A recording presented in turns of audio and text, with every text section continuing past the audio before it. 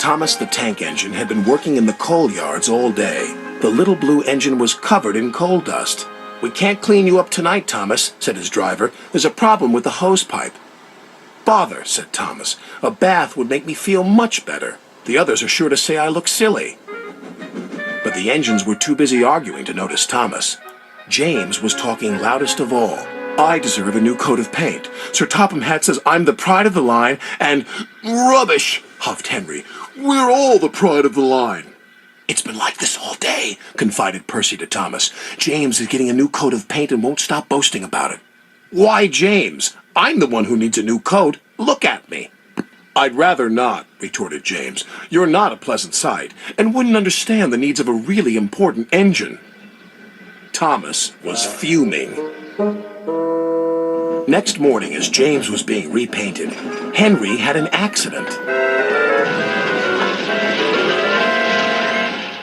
"If you can't push cars properly, Henry, why not talk to a tree instead? You know how much you like the forest." "As a matter of fact, Bossy Boiler, Sir Topham Hatt is inspecting the island for trees that are too close to the line. He's worried they might cause trouble." "Pah!" laughed James. "If I came upon a tree, I'd just push it aside." "Really?" Henry replied. Soon James was showing off his paintwork. "Make way for an important engine."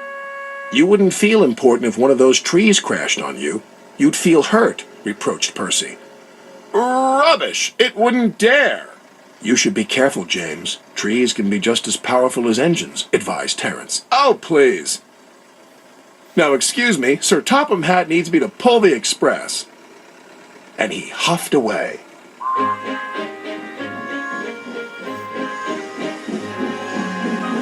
But James was wrong.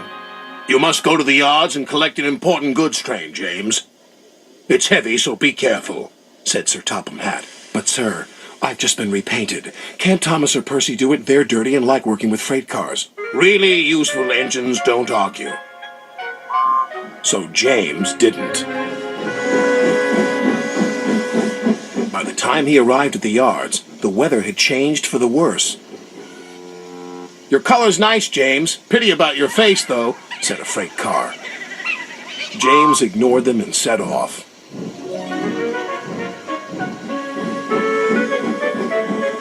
Soon they came to a hill, and his driver knew they were in for a difficult time. An old tree close to the track was being blown by the strong winds, and the rain had weakened the slope. All of a sudden, the tree moved.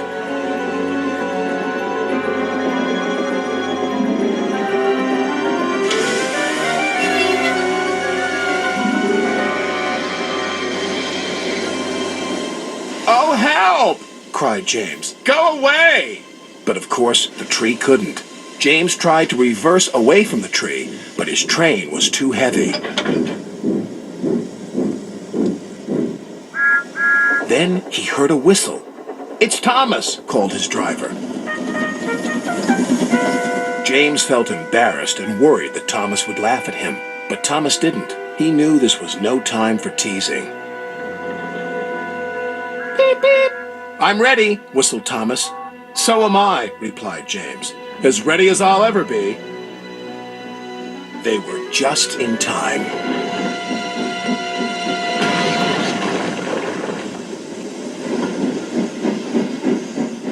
Later, James spoke to Thomas. "Percy and Terence were so right to warn me. Thank you for rescuing me, Thomas." "Oh, that's all right. We engines must pull together, whatever the weather." Just then, Edward bustled in. "Sir Topham Hatt thinks you're both brave engines. Thomas, you're going to have a new coat of paint. And James, Sir Topham Hatt says that tomorrow you'll pull the special express." Everyone was very happy.